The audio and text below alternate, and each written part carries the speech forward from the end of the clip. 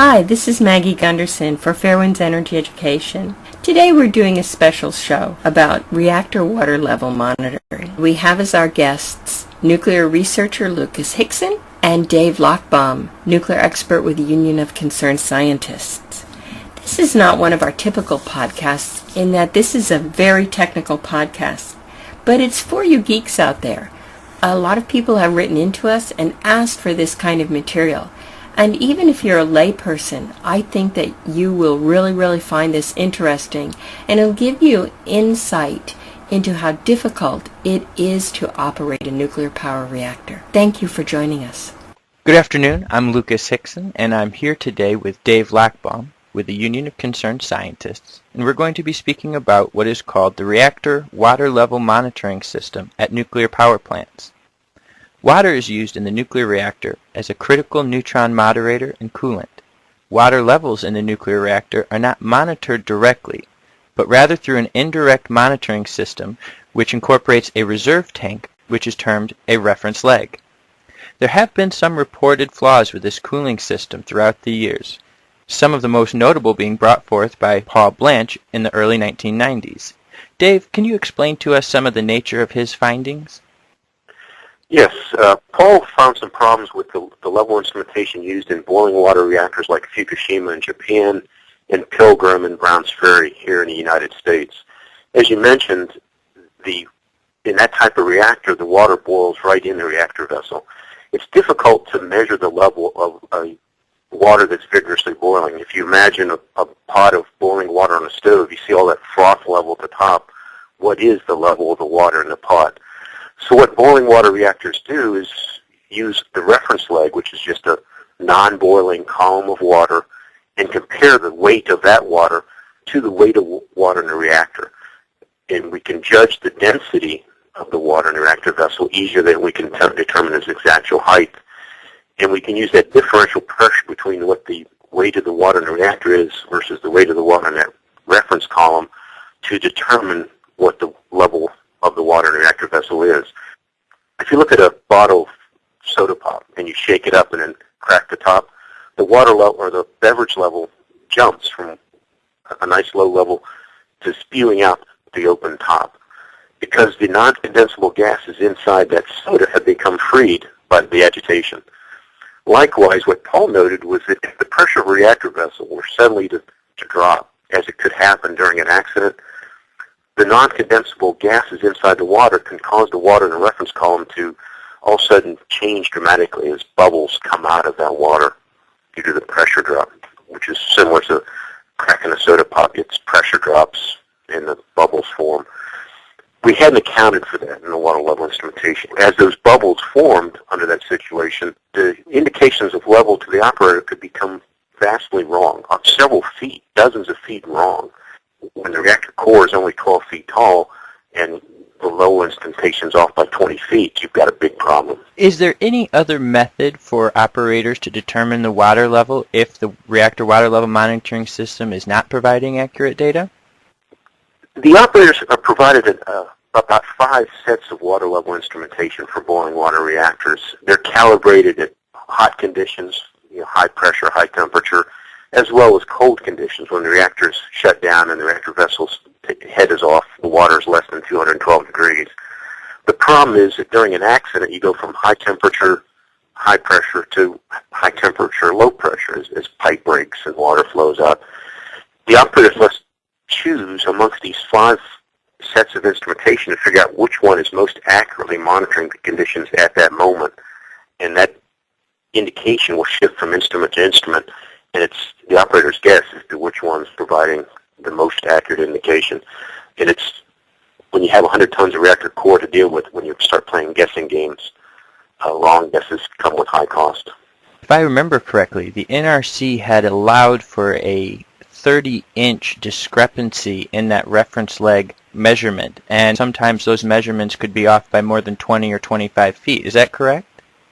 For example, at Browns Ferry, we had 3 level instruments all with reference legs, and they sometimes would be indicating a foot or more difference between one and the other, and they're all supposed to be monitoring the same thing. So now that we've discussed the possibilities of operators not being able to accurately assess the water levels in a nuclear reactor, due to non-condensable gases building up in the reference leg, I would like to pose another plausible system flaw to you. There has been a common observed phenomenon at nuclear accidents which I feel may not receive enough attention.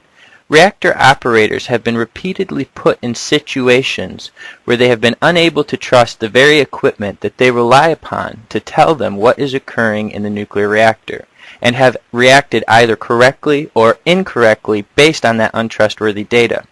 And later, these same reactor operators have been blamed for those accidents due to some form of operator failure. Dave, as an example for this, could you share with us some of the instrumentation difficulties that operators experienced at 3 Mile Island? Certainly. In March of 1979, the 3 Mile Island reactor was operating at about 97% power when it experienced an unplanned shutdown, automatic shutdown of the reactor that brought it to a subcritical or shutdown condition within seconds. That had happened 13 times in the previous year that the reactor had operated, but the 13th time, this time, proved to be very unlucky. Things were nice and balanced when the plant was operating at 97% power, but all of a sudden the reactor shut down. There's a big transient as an effort to try to rebalance the power being produced by the reactor and the power being carried away by the support systems.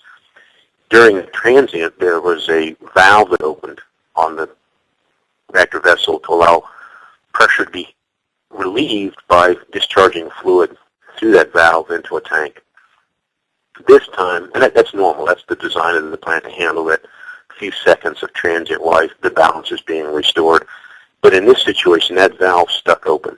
It was supposed to reclose when the pressure dropped back down, but due to a mechanical failure, the valve stayed open. The operators were instructed, trained, their procedures, all their guidance had been geared towards preventing the tank on which that valve sat on top of from ever becoming filled with water. It was partially filled with water to accommodate the swelling and contraction of water as the reactor heated up and cooled down. It was kind of like the overflow tank in a car engine. Because that valve stuck open, the water level inside that tank was indicating to be out the top, completely filled. That was not the actual water level, but because the valve was open, kind of like the soda pop bottle earlier, the water level in that tank was falsely out the top, when in fact it was created by a bunch of bubbles being formed in that water by the pressure of the open valve dropping the pressure, kind of like removing the top or cracking the top on a soda bottle. The operators reacted to that false indication by turning off the pumps that had started to provide makeup water to cool the reactor. They turned those pumps off because they falsely thought the reactor had too much water, when just the opposite was happening. Over the next 2 hours, they succeeded in draining more water out of the reactor vessel because they were trying to get the water level in that tank back normal.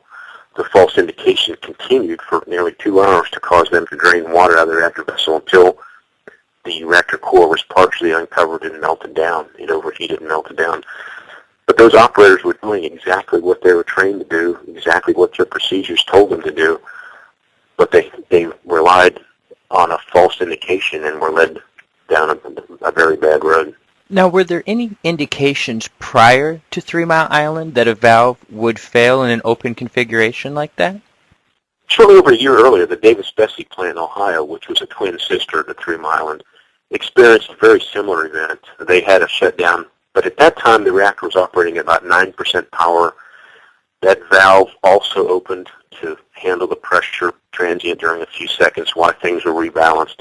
It also stuck open, but the operators in that case noticed the valve was stuck open, and they closed another valve in that same pipe, which effectively stopped the flow through there. The pressure inside the tank dropped back to its real level instead of being falsely indicated high, and they came through that no problem. One of the problems with that event was, even though it had occurred and was successfully dealt with, the owner, the reactor vendor, and the Nuclear Regulatory Commission didn't share that with anybody else, so that the operators at 3 Mile Island and elsewhere weren't forewarned about that potential situation. So when they stumbled upon it blindly, they misdiagnosed it with disaster as a result. And to me, that has connotations of the types of failures that were experienced at Chernobyl as well, where operators were responding in ways that they thought were appropriate, but due to the other configurations on site, were actually not following the procedures that would help them to mitigate the accident. It's a common theme. Again and again, we trap the operators. We give them a set of instructions that are intended to handle a wide range of scenarios, but unless nature follows the same script, they're being led down wrong paths. It happened at, as you said, Chernobyl. It happened at 3 Mile, and to a certain extent it happened at Fukushima. We don't seem to learn the right lessons from those disasters.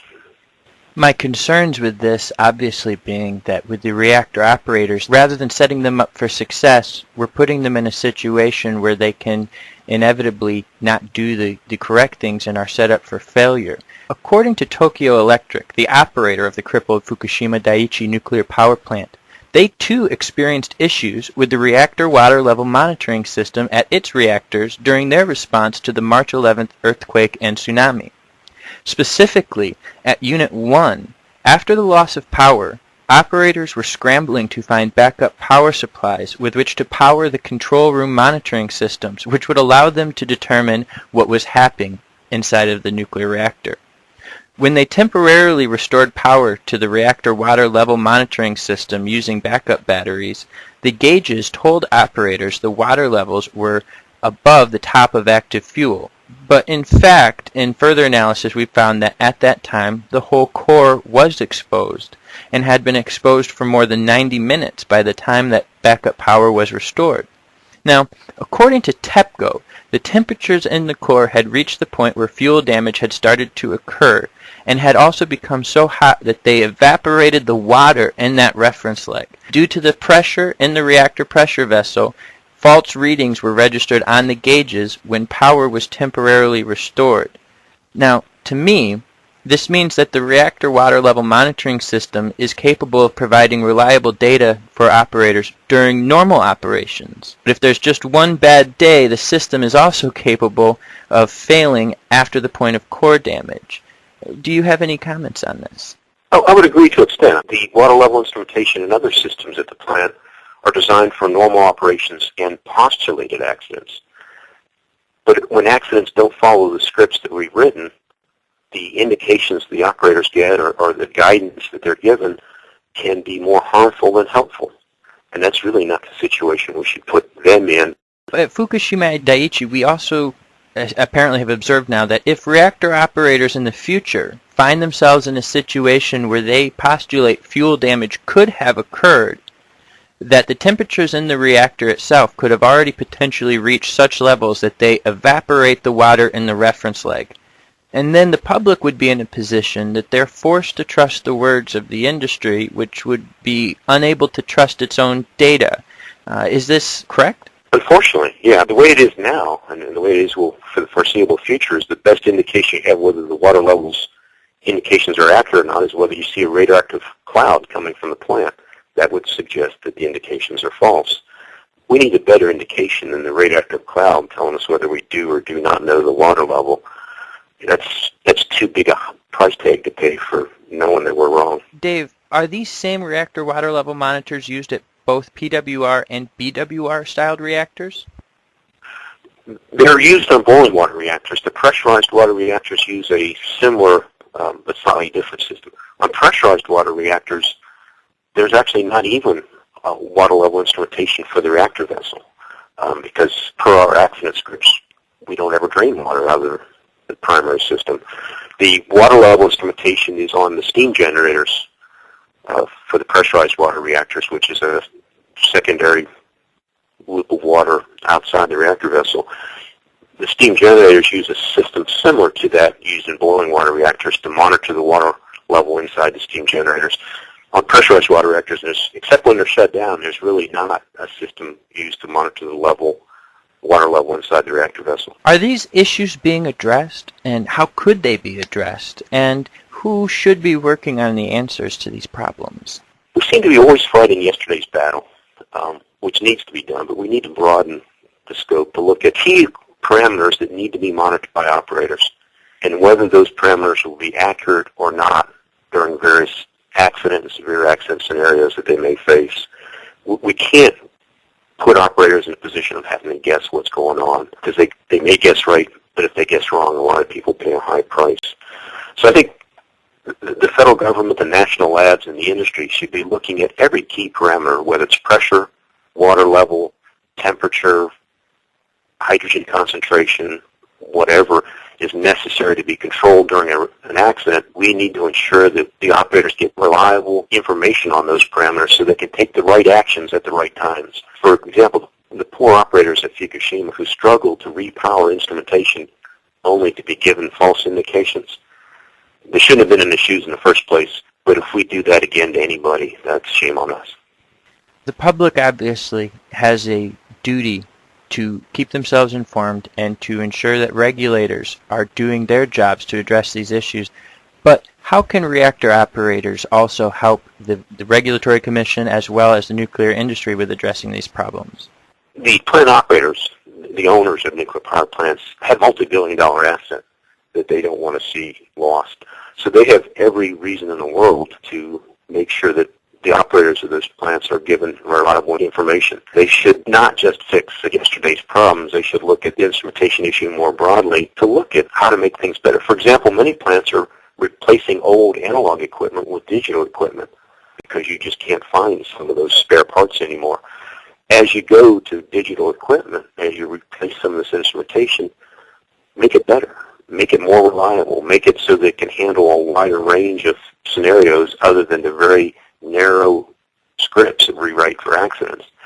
If we don't do that, we're just relying on luck to prevent the next Fukushima or Chernobyl or 3 Mile Island. And the fact that that list keeps growing shows that luck makes a lousy barrier. When we're speaking about the upgrading the analog instruments to digital instruments, I'm also reminded of the event at North Anna in 2012, where they had updated some of the earthquake seismic instruments with digital instruments, but they were not capable of recording the actual earth shaking on site. They were forced to rely instead on the scratch plates. What kind of testing is done with these digital instruments to ensure that they're going to be able to accurately report data in these situations outside of normal operations? Well, the makers of that instrumentation will say that they do really good testing, but the users of that equipment are showing that those marketing claims are falling short of reality.